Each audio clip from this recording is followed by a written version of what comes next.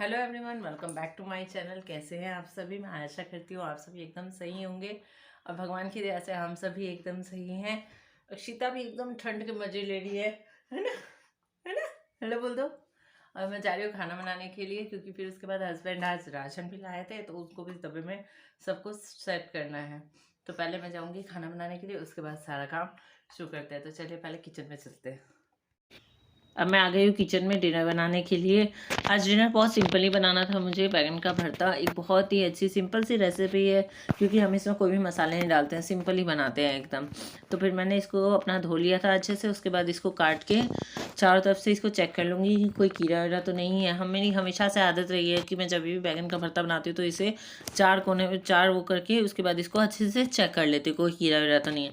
फिर इधर मैंने बैगन को चढ़ा दिया था, साथ ही साथ अपना चॉपिंग भी करती रहूँगी, क्योंकि ये एक ऐसा टाइम होता है कि जिस टाइम शाम के टाइम अक्षिता सो रही होती है, मालिश कर दिया होता है, तो वो अपना आराम से सो जाती है और मैं इस टाइम अपना खाना बनाने का काम कर लेती हूँ। क्योंकि उसके बाद उठ जाती है तो उसको पकड़ के तो और सारे काम हो सकते हैं, लेकिन खाना बनाने का एक ऐसा काम है जो कि उसको पकड़ के करना थोड़ा सा मुश्किल हो जाता है। तो इसीलिए मैं उसके जब जब सोती है तभी ये सब काम अपना कर लेती हूँ। फिर इधर मैं अपना जितना भी चॉपिंग करने के लिए मुझे चाहिए था, लहसुन चाहिए था वो काट लिया मैंने, प्याज काट लिया, टमाटर को भी अच्छे से काट लूँगी। इसमें सारे कटे हुए जितनी भी चीज़ें होती है वो सब मैं अपना डाल देती हूँ। कुछ भी ज़्यादा मसाले ऐड ऑन नहीं करती हूँ, थोड़े से ही मसाले डालती हूँ, बहुत ही सिंपल सा बनाती हूँ।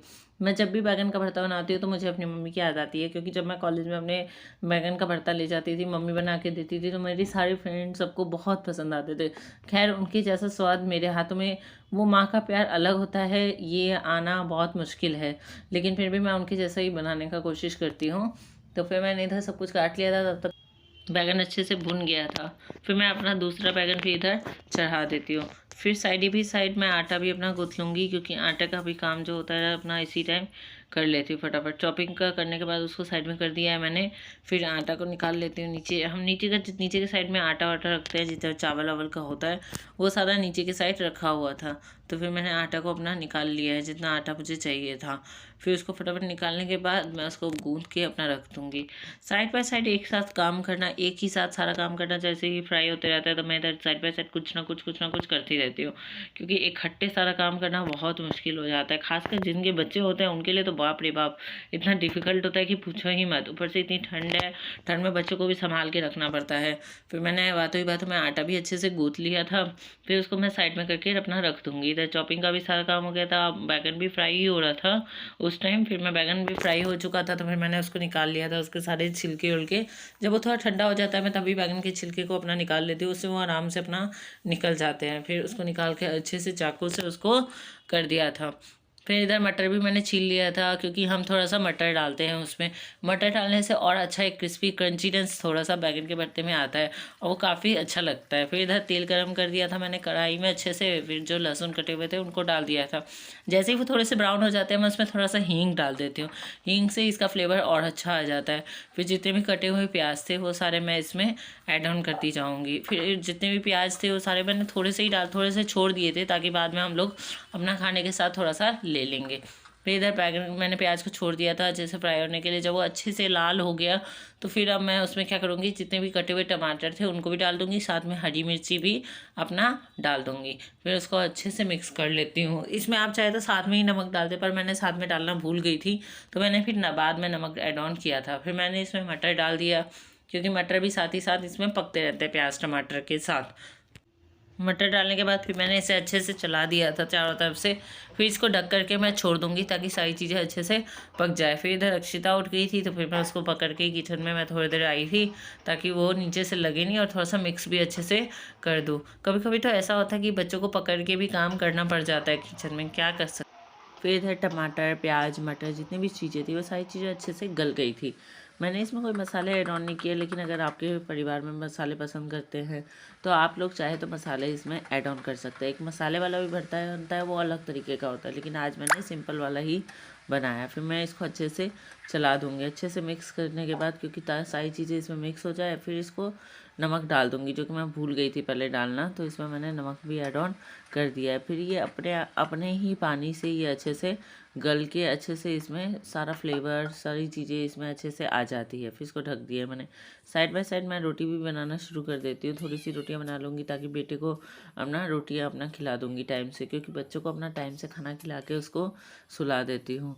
फिर इधर फटाफट थोड़ी सी रोटियाँ बनानी थी, पर बाद में गरम गरम रोटियाँ सबके लिए बनानी थी। ठंडी रोटी तो सर्दी में कोई नहीं खाना चाहता है, सबको गरम रोटियाँ ही पसंद आती है, इसीलिए फिर बाद में थोड़ी बनानी थी। थोड़ी सी मैंने बच्चों के लिए बना दी थी, क्योंकि ताकि बच्चे को अपना आराम से खिला दूँगी और फिर उसे टाइम से अपना सुला दूँगी, क्योंकि स्कूल भी होते हैं फिर सुबह उठ के। तो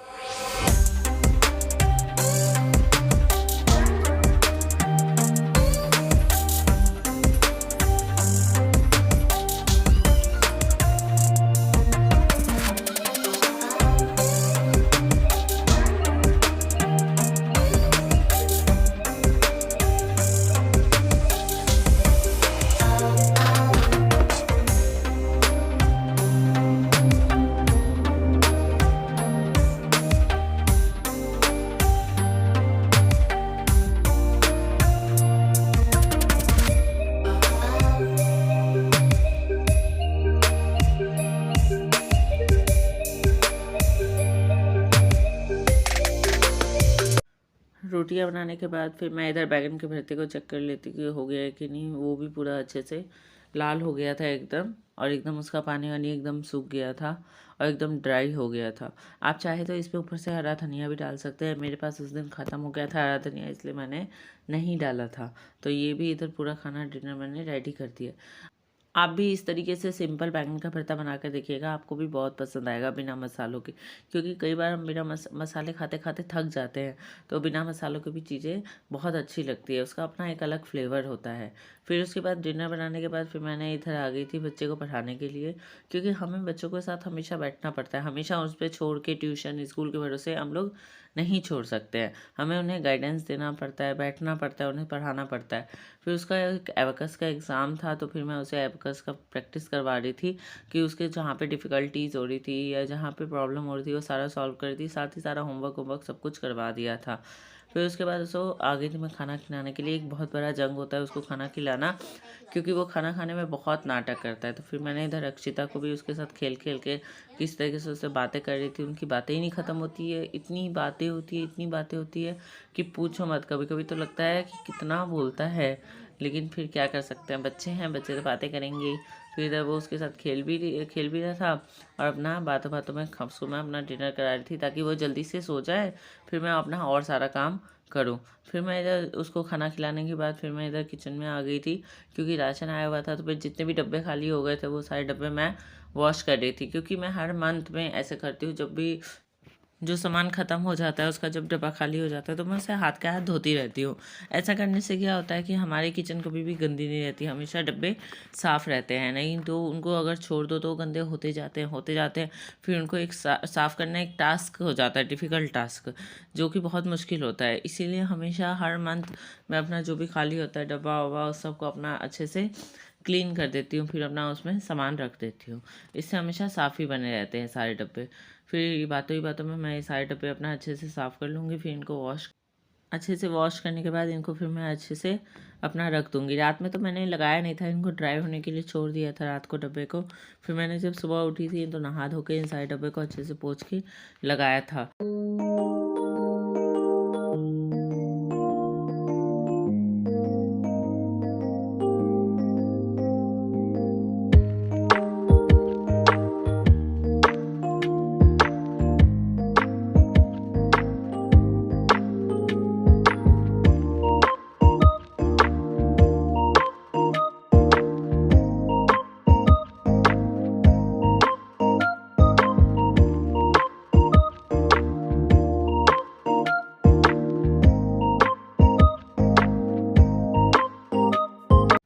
डब्बे सब अच्छे से साफ़ करने के बाद फिर मैंने उनको रख दिया था, सिंक भी अच्छे से वॉश कर लिया था।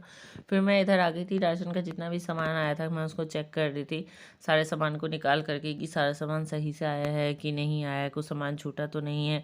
क्योंकि हमारे साथ ऐसा बहुत बार होता है कि हम सामान लाते हैं और कुछ सामान वो छोड़ देता है, देता नहीं है, और कुछ सामान वो देता है। वैसे हम उसको सारा लिस्ट एक साथ पकड़ा देते हैं, पर कुछ सामान तो वो दे देता है, कुछ सामान छोड़ देता है, फिर उसे बाद में जाके बोलना पड़ता है। ऐसा बहुत बार हुआ, तो इसलिए हम हर चीज़ को अपना चेक करते हैं, साथ ही साथ रेट भी मिलाते रहते हैं कि उसने सही रेट पे दिया है कि नहीं दिया है, एमआरपी चेक करते रहते हैं। फिर इधर हस्बैंड भी आ गए थे हेल्प करने के लिए, ताकि जल्दी से सारा काम हो जाए, क्योंकि ये एक ऐसा काम था फिर सारे सामान को खोलना, फिर इधर बच्चे भी उठ जाते उस चक्कर में, इसीलिए वो भी आ गए थे।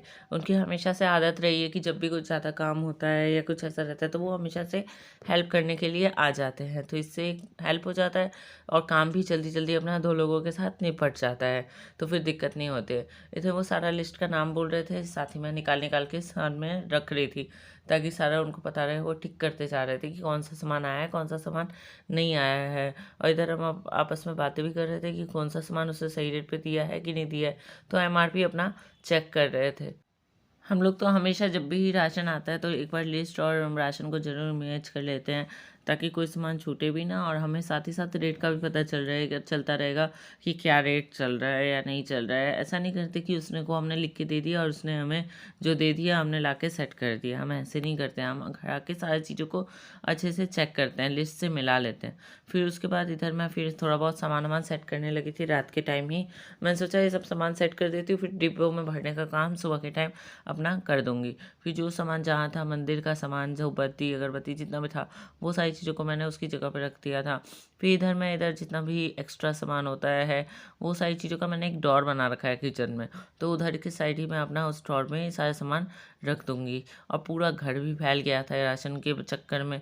हमेशा से यही होता है, जब भी राशन आता है तो पूरा घर ऐसा लगता है फैल जाता है। फिर उसके बाद मैं धीरे धीरे अपना सारा सामान इधर के साइड मैंने एक ड्रॉर किचन में बना दिया था, जिधर मैं थोड़ा बहुत एक्स्ट्रा सामान अपना रख देती हूँ। और इससे क्या रहता है, मुझे जब भी एक्स्ट्रा सामान चाहिए होता है तो मुझे वो मिल जाता है। तो कुछ डब्बे थे वो साफ़ ही थे, तो मैंने उसमें एक्स्ट्रा सामान फिल कर दिया था रात में ही, और ज़्यादातर में तो नहीं किया था, थोड़ा बहुत सामान किसी किसी चीज़ में फिल करके रख दिया था। फिर ये सुबह का टाइम है, जब मैं सुबह उठ के नहा धो के तैयार हो गई थी, तो उसके बाद फिर मैं इधर आ गई थी। जो डब्बे मैंने रात को वॉश किए थे वो सभी अच्छे से ड्राई हो गए थे, फिर भी मैं उसको एक बार अच्छे से कपड़े से पोंछ लूँगी। फिर वो एकदम चमकने लगे थे, सारे डब्बे एकदम साफ़ हो गए थे। ये वाइट वाला डब्बा जो है ये मैंने अमेज़ॉन से परचेज़ किया था, जो कि काफ़ी अच्छा निकला था। उसके अमेज़ॉन पे ज़्यादातर अच्छे सॉलिमो का ये प्रोडक्ट है, और इस पर बहुत ही अच्छा ये मजबूत भी है और साथ ही एयर टाइट भी है। तो इस सभी को मैं अच्छे से साफ़ कर लेती हूँ, तो जब मैं इसको वॉश करती हूँ तो एकदम चमक जाता है। फिर मैं सारी चीज़ों को उसकी जगह पे रखती जाऊँगी, जैसे दालें हैं, जितनी भी चीज़ें थी जो जिस डब्बे में रखनी थी वो सारी मैंने रख दी थी। और कुछ दालें बच गई थी पन्नी में, फिर मैंने उसके लिए एक अलग से किचन में डब्बा बना रखा है, जिसमें मैं एक्स्ट्रा रख देती हूँ। बाद में जब डब्बों में से दालें कम होती है तो मैं उसमें फिल कर देती हूँ। तो इसमें भरने के बाद फिर मैं इन सबको रख दूँगी सारी उसकी जगह पे। चलिए फिर मैं इसी के साथ वीडियो का एंड भी करती हूँ, क्योंकि ये वीडियो भी बहुत ज़्यादा लंबा हो रहा है। और मेरी नेक्स्ट आने वाली वीडियोज़ को देखने के लिए प्लीज़ मेरे चैनल को लाइक, शेयर एंड सब्सक्राइब ज़रूर करें। और आपको मेरे चैनल में कुछ भी पसंद आया तो कमेंट भी करके मुझे ज़रूर बताएं। Thank you so much for watching my videos.